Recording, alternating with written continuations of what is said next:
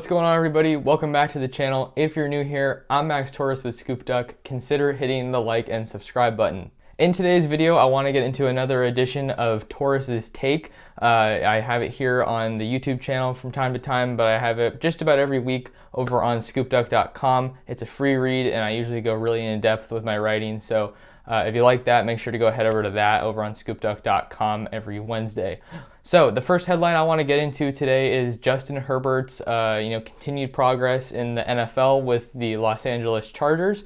If we're looking at his week 2 performance, he threw for 330 yards on 35 of 49 passing. He threw for 1 touchdown and 1 interception and accounted for 15 yards rushing on 3 carries. And the Chargers' 21-16 loss to the Carolina Panthers. I think the biggest line that stands out from that is the 49 passing attempts. When we saw Herbert at Oregon, I don't think he had any games where he threw that many times, and I think that speaks to the lack of support he had this particular week from Austin Eckler and the rest of the Chargers rushing attack. But he's going to have to make that adjustment when he has games like that. It's probably something he's not used to, seeing that Oregon's such a run-heavy team. But when we just look at his performance this past week, I think he played pretty well. I think he was doing really good at keeping poise in the pocket and eluding the pass rush, whether that be sidestepping or stepping up to make that throw, hanging in there to take a hit like any good quarterback would. In this game, we also saw him establishing some of that chemistry with veteran wide receiver Keenan Allen, as well as Hunter Henry. So those seem to be 2 of his favorite targets here. And I think he did a great job seeing that it was his first full week of preparation for his second career start.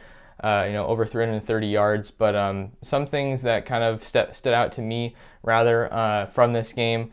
He did have those 2 turnovers, with the first one coming from a fumble where his arm was hit when he was in the pocket. So I don't fault him too much for that, so much as I do the offensive line. And then the next one came when he stared down wide receiver Keenan Allen to an extent, and there was just a little bit of a timing mishap. Keenan Allen wasn't ready for the ball, and then since he was staring down his receiver, that allowed the DB to come up and pick him off. Almost as a pick 6, but Herbert made the touchdown-saving tackle.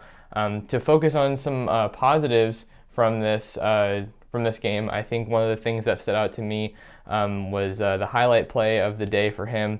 He's getting blitzed, he avoids the pass rush, steps up in the pocket, and just throws a beauty of a ball over the middle to Keenan Allen in a really tight window where no one else was going to catch it. So that was a great thing to kind of hang his hat on if we're looking at his highlight from the game. Moving forward, we're seeing more of his growing pains in the NFL. In the last drive, the Chargers were down. I believe they had about 1.5 minutes left, and they were coming off a great punt from Carolina that had them deep in their own territory. You got to move when you only have 1 minute and 30 seconds, and the Chargers didn't have any timeouts left. And we saw Herbert, more often than not, electing to do short check down passes or intermediate passes over the middle of the field, which makes it hard to stop the clock. Most quarterbacks would want to dink and dunk outside to get their receivers out of bounds and maintain as much of that clock as possible. It is worth noting, however, that the Chargers did get into the red zone in plenty of time to set up a last scoring shot. I think that they would have won had their hook and ladder play been successful, but unfortunately it wasn't. So that's kind of what I took away from Justin Herbert's second career NFL start. He's doing great. I think he's more poised to be successful than Marcus Mariota was when he was first in the league, seeing that he is kind of more of that prototypical quarterback. He's been doing great under center, which is always a headline with the Oregon quarterbacks. So another good showing for Oregon's Justin Herbert in week 3 of NFL action, and we're hoping that he can get his first career win in the coming weeks. The next headline that I want to get into is Oregon safety Javon Holland. He has opted out of the 2020 season to prepare for the 2021 NFL draft. He is a departure that we were expecting for quite some time, so it's a surprise that he's the last Duck that has NFL draft potential to opt out, with the others being Thomas Graham, Diamador Lenore, and left tackle Penei Sewell. For Javon Holland, he was a guy that came to Oregon in 2018, and he made an impact from the second he set foot on campus. He started as a true freshman at safety, and he also had some action as a punt returner that kind of just it put his athleticism on display. And then he also spent a lot of time as a slot defender in the Oregon secondary. So he was a great ball hawk. I saw an article earlier today that said that he had 20 combined pass breakups and interceptions, which is tops in the country, right there with the best of them. So while it's hard for Javon Holland, hard for the Oregon team, Oregon fan base to see him go, I think Oregon is more than prepared to kind of adjust to this departure. I think that they have names such as Nick Pickett, Verone McKinley, Brady Breeze. They all were steady contributors last year in the Oregon defense, with Breeze emerging in the Rose Bowl. And then a new name that we saw come in this offseason is JUCO safety transfer Bennett Williams. He's a guy that a lot of us know about in terms of him being an All-American as a freshman in the Big Ten at Illinois. Illinois may not be the best team, but they play some great teams in the Big Ten, such as Ohio State, Penn State, Michigan, the like. So I think it's awesome to bring in that experience as you're kind of going through this transition period. So I think that's great, and that will help Oregon make this transition on defense. And then Javon Holland, as hard as it is that he's leaving, it's also a positive, and I think that there's going to be a recruiting pitch that can be made here by Keith Hayward and Andy Avalos when they're looking at other safeties. They're trying to close things with Jeffrey Bossa, and they're going to be able to say, hey, Javon Holland came in here just 2 years, and he played enough early to cement himself as one of the top NFL draft prospects. So that's certainly going to be an advantage looking down the road as Oregon looks to bring in more top-tier defenders, and we'll see how Holland does in the draft. He's looking like one of the top 2 safety prospects at this time in mock drafts, so we wish Javon all the best. Moving right along, the Pac-12 has announced that they are going to have a season here in the fall, a 7-game season, and I think that that's a great headline that everyone was really excited for. It's kind of shocking that they were the last conference to announce those plans to play this fall. And I think that says a lot about where the conference stands in terms of the national landscape. But however you feel about that, we're going to have some Duck football here in the fall, which is something that we can all agree we are really excited about. Schedule still hasn't been announced yet. We're hoping to get that later this week. Kind of what I've heard is that it's looking like they're going to play their entire division. So with Oregon, that's the Pac-12 North. Same goes for teams in the South. They'll play the South and then one team from outside that division. A lot of people would want that to be USC, seeing that Oregon has a healthy rivalry with them, or Arizona State. I'm sure a lot of Duck fans want to see Oregon get another shot at at Arizona State and Jaden Daniels in Tempe, seeing that they slashed Oregon's hopes of going to the playoffs last year. So we'll have to see what happens with that schedule. I'm really looking to see how that shapes out. And is 7 games going to be enough for the college football playoff? Some of these other conferences are playing 8 to 10 games. And we're going to be asking ourselves, is 7 games enough? Is that going to be enough to produce a healthy resume? Are the teams in the Pac-12 of high enough quality for that to be, an arguing point? So we'll have to see how that impacts the college football playoff landscape. And one point that I think is going to be very interesting is depth across the country, and specifically here in the Pac-12 conference. Say we see a COVID case on any team, I think it's going to be really interesting to see how that team adjusts. Maybe we see more of the younger guys that were brought in these recent recruiting classes to make an impact and be called upon earlier. With Oregon in particular, they have a lot of young talent at defensive back that I want to talk about later in this video, but I think that depth will be a crucial factor to monitor as we get this season kicked off. The next storyline I want to talk about here on Torres Take is some headlines going into fall camp, as well as some position battles and kind of what I want to have my eye on as we kick off the football season. The first one kind of piggybacks off of the departure of Noah Sewell, Oregon offensive tackle. Now that he's gone, Oregon is going to have to replace the entire offensive line, all 5 starters. But much like defensive back, this is a position that Oregon is not without a wealth of talent. The name that a lot of people have their eyes on right now is Stephen Jones. He's arguably the most experienced returner here in terms of game snaps that have been logged. And then some other names that are big include TJ Bass, the JUCO transfer from Butte College out in California. And then you also have Alex Forsyth, the Eugene native. I believe he's a Eugene native. He is looking like he could be someone that contributes at center. And then some of the other names that we see are Jonah Taunu'u. He was one of the most highly touted offensive line prospects in the country in the 2019 class, and Oregon was able to snag him over USC down in Los Angeles. And then another big name, I'm making sure I have it up here, I'm going to try to say it right, is Malisala Amave Lawalu, who is a big junior college transfer that has been in the program for a little bit now. He played his JUCO ball out at Navarro College in Texas. He is a huge human being. I've seen him a couple times since I've gotten here to Eugene. So he's another name that has some experience that Oregon will likely be leaning on now as they make this transition. So, I mean, say what you will about junior college transfers and how much a program brings those guys in with their limited eligibility as opposed to a prep prospect coming out of high school, but having JUCO guys at this time in particular, where Oregon's looking to replace a lot of people that have departed for the NFL, I think that that's going to be a huge benefit for them. The next position that I'm going to have my eye on here is the quarterback position and how that battle is going to shake out here in fall camp between Tyler Shough and Anthony Brown, the Boston College grad transfer quarterback. I think a lot of people think that Tyler Shough, it's just going to be his job, and seeing that he's been with the team for a couple years now, and I would put myself in that camp as well. Anthony Brown certainly didn't make this decision to come to Oregon just to sit on the bench, but I think it'll be an interesting competition to keep an eye on, seeing that Brown's skill set is a little bit more dual threat than Shough's is, but that's not a slight on Shough at all. He can definitely get out of the pocket and escape and make throws on the run when he needs to.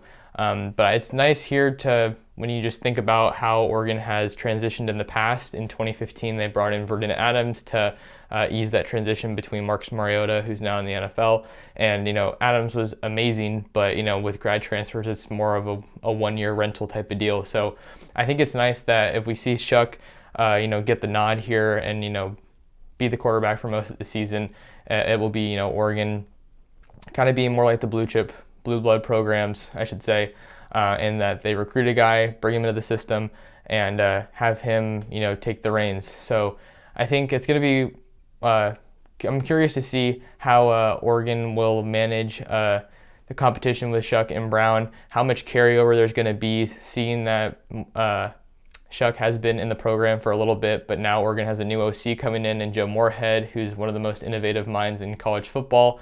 If we're looking at offense and play callers, he has a great body of work with Trace McSorley at Penn State.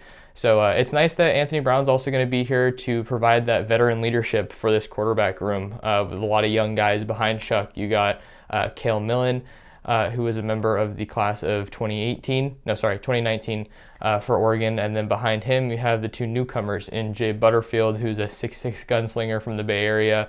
And then you also have an All-American dual threat quarterback in Robbie Ashford, who also plays baseball. So having all that youth in the room, but combining it with a familiar face in Tyler Shough and Anthony Brown is going to be really a really good situation. And this is probably the deepest quarterback room we've seen at Oregon in quite some time.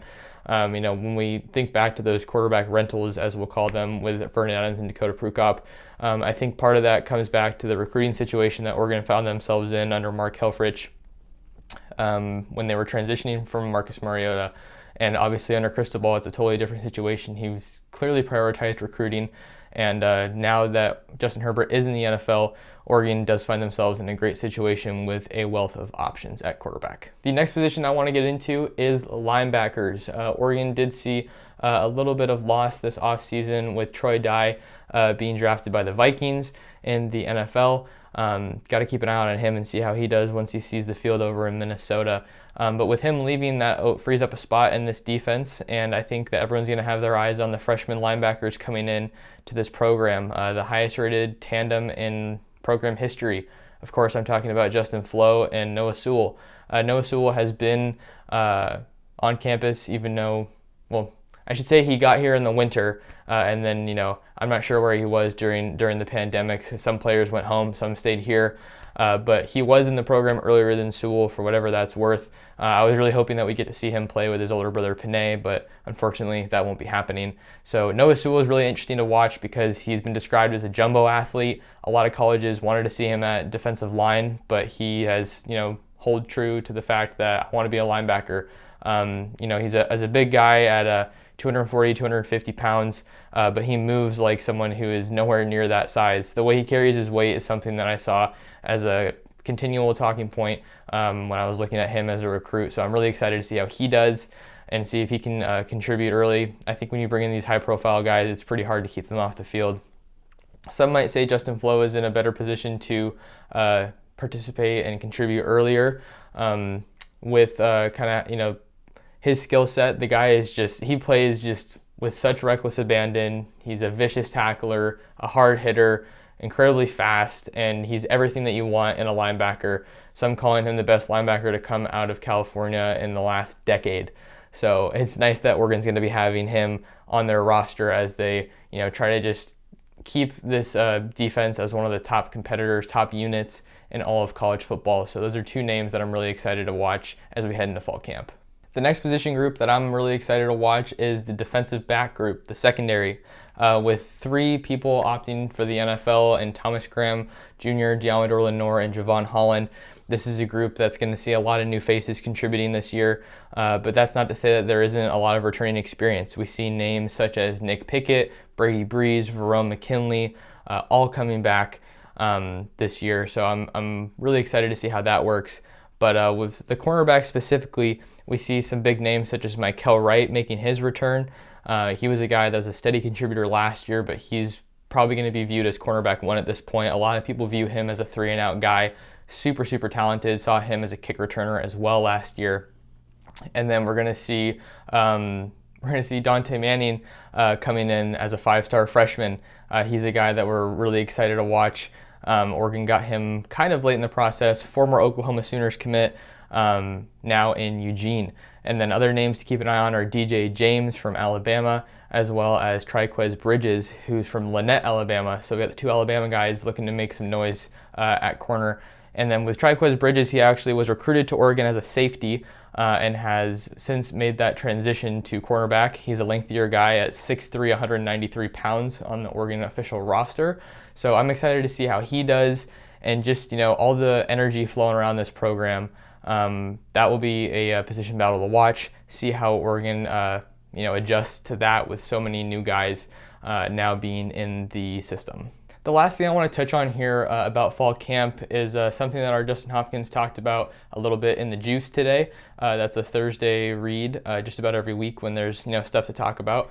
News can be a little bit dry sometimes during the pandemic, but Oregon is back and the players are back. They've been quarantining for a while, but it looks like this week they have started workouts in limited capacity. And I'm interested to see how this team is doing conditioning-wise with so many people they haven't taken time off per se by any means, but they haven't had that regular access to the training facilities. They're not, getting pushed to their limits by Coach Phil all the time. A lot of these players, I should say, they went home for certain amount of time, and then they had to do these workouts on their own.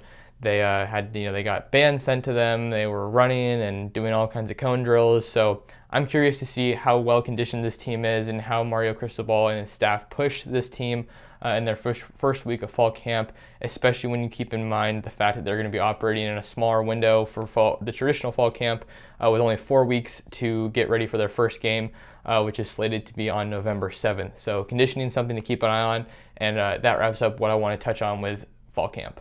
All right, shifting now from team news to a little bit on the recruiting trail.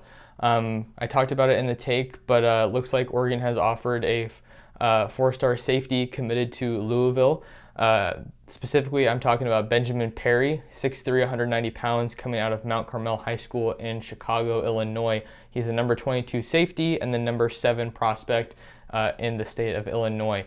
Our Justin Hopkins talked about it a little bit today. It's looking like he may or may not have been offered earlier than this, but regardless of the situation, the news came out in the past couple days. So it's interesting to see them offer someone in the 2021 class, seeing that class is almost wrapped up, and the fact that Perry has been committed to Louisville since May of earlier this year.